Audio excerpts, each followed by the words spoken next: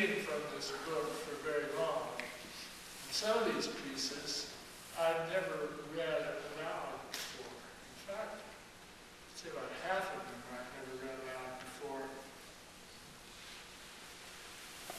And that's strange.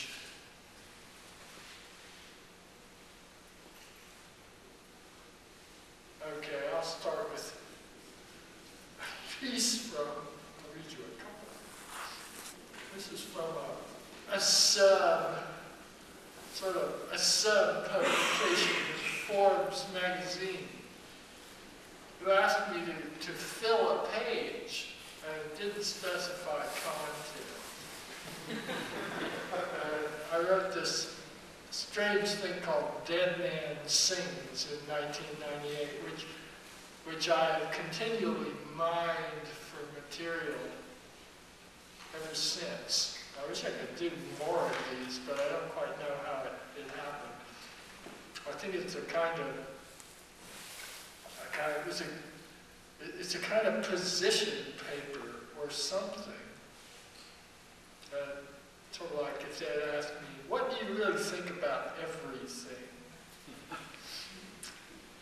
Time moves in one direction, memory in another. We are that strange species that constructs artifacts intended to counter the natural flow of forgetting. I sometimes think that nothing really is new, that the first pixels were particles of ochre clay, the bison rendered in just the resolution required. The bison still function perfectly all these millennia later. And what screen in the world today shall we say that of in a decade? And yet the bison will be there for us on whatever screens we have, carried out of the primal dark on some impulse we each have felt as children, drawing, but carried nonetheless on this thing we have always been creating, this vast, unlikely mechanism that carries memory in its interstices, this global, communal, prosthetic memory that we have been building since before we learned to build. We live in, have lived through a strange time. I know this because when I was a child, the flow of forgetting was relatively unimpeded. I know this because the dead were less of a constant presence then, because there was once no rewind button, because the soldiers dying in the Somme were black and white and did not run as the living run, because the world's attic was still untidy, because there were old men in the mountain valleys of my Virginia childhood who remembered a time before recorded music. When we turn on the radio in a New York hotel room and hear Elvis singing Heartbreak Hotel, we are seldom struck by the peculiarity of our situation, that a dead man sings. In the context of the longer life of the species, it is something that only just changed a moment ago. It is something new. And I sometimes feel that, yes, everything has changed. This perpetual toggling between nothing being new under the sun and everything having very recently changed, absolutely, is perhaps the central driving tension of my work. Our now has become at once more unforgivingly brief and unprecedentedly elastic. The half-life of media product grows shorter still till it threatens to vanish altogether. Everything into some weird quantum logic of its own. The Warholian 15 minutes becoming a quark-like blink. Yet, once admitted to the culture's consensus pantheon, certain things seem destined to be with us for a very long time indeed. This is a function, in large part, of the rewind button. And we would all of us, to some extent, wish to be in heavy rotation.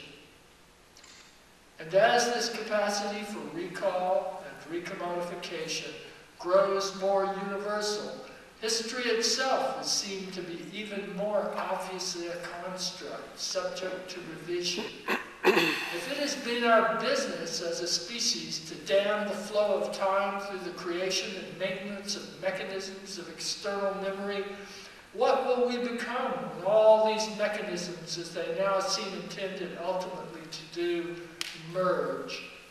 The end point of human culture may be a single moment of effectively endless duration, an infinite digital now.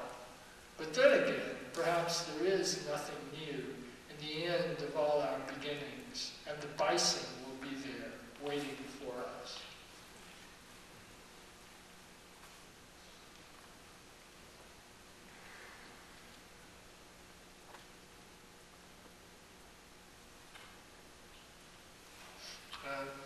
The next time a magazine asked me to write anything I felt like writing was 2002 for Tape magazine, the magazine of Tape Modern.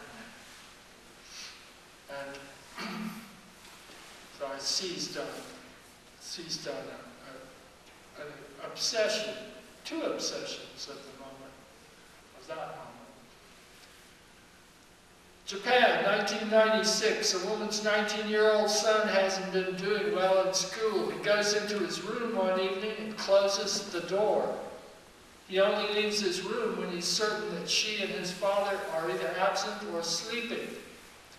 He stands silently before his door for hours. She stands silently before his door for hours, waiting for him to emerge. He uses the kitchen when he's sure of his parents' absence, or the living room, watching television there, using the computer. He uses the bathroom, emptying whatever containers he keeps for this purpose. She continues to slip his weekly allowance under the door and assumes that he buys food and other supplies in all-night convenience stores and from the ubiquitous vending machines. He's 25 years old now. She hasn't seen him for 6 years. When I first visited the Shibuya branch of Takyu Hands, I was looking for a particular kind of Japanese sink stopper. A perfectly plain black sphere of rubber, slightly larger than a golf ball, and quite a bit heavier, on a length of heavy-duty stainless steel ball chain. An architect friend in Vancouver had shown one to me. He admired the design for its simplicity and functionality. It found the drain on its own, seating itself. I was going to Tokyo for the first time, so he drew a map to enable me to find Takyu Hands, a store he said he couldn't quite describe, except that they had these stoppers and much more. At first I misunderstood the name as Tokyo Hands, but once there, I learned that the store was a branch of the Takyu department store chain. There's a faux archaic Deco-Asian spire atop the Shibuya store with a trademark green hand, and I learned to navigate by that, finding my way from Shibuya Station.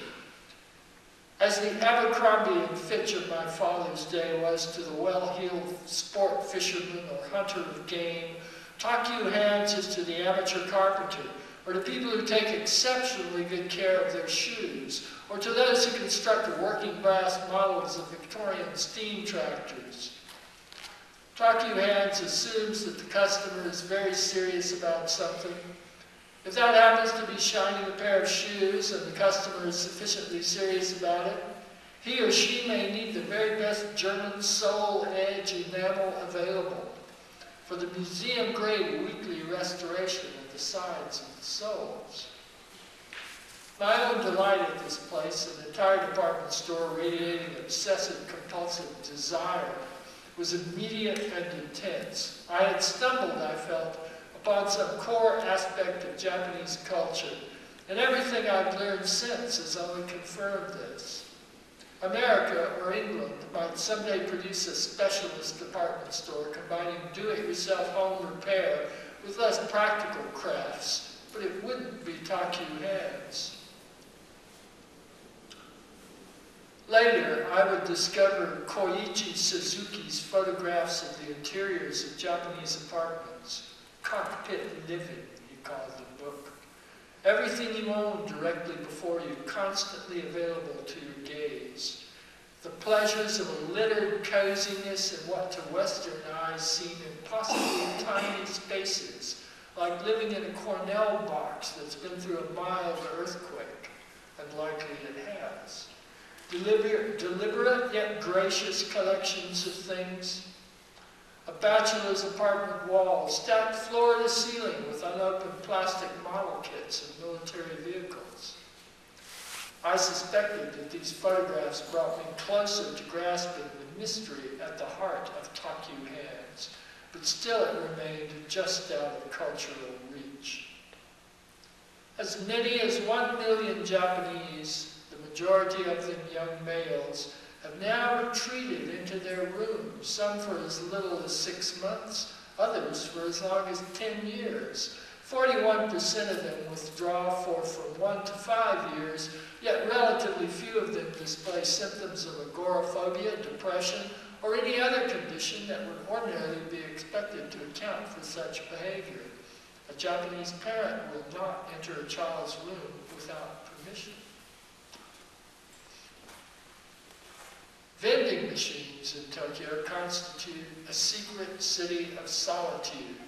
Limiting oneself to purchases from vending machines, it's possible to spend entire days in Tokyo without having to make eye contact with another sentient being.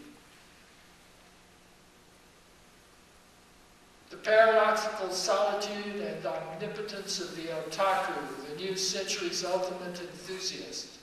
The glory and terror inherent in the absolute narrowing of personal bandwidth. Hikaru Dorodango, shiny balls of mud.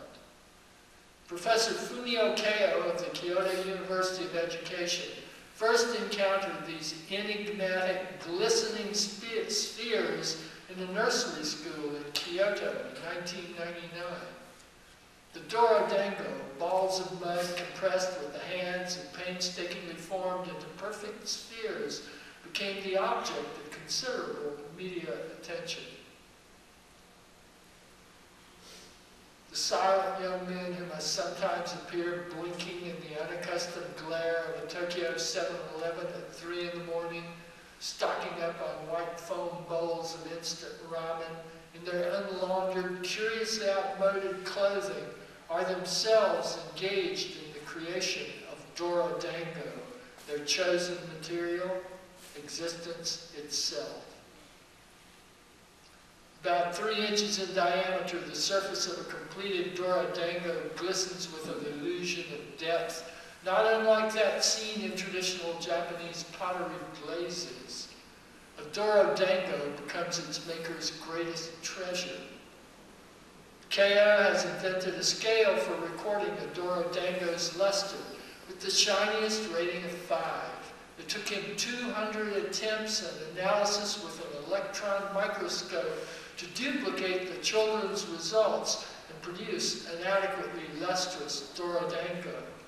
The genesis of the making of Hikaru Dorodango remains an absolute mystery. The floors of Takyu Hands are haunted for me now with the mysterious, all-encompassing presence of the Hikaru Dorodango, an artifact of such utter simplicity and perfection that it seems it must be either the first object or the last, something that either instigated the Big Bang or awaits the final precipitous descent into universal silence. At the very end of things waits the Hikaru Dorodango, a perfect 3-inch sphere of mud. At its heart, the unthinkable. The secret of Takyu Hands is that everything on offer there inclines ultimately to the status, if not the perfection, of the Hikaru Dorodango. The brogues shined lovingly enough for long enough, with those meticulously imported shoe care products must ultimately become a universe unto themselves, a conceptual sphere of lustrous and infinite depth. Just as a life lived silently enough in sufficient solitude becomes a different sort of sphere, no less perfect.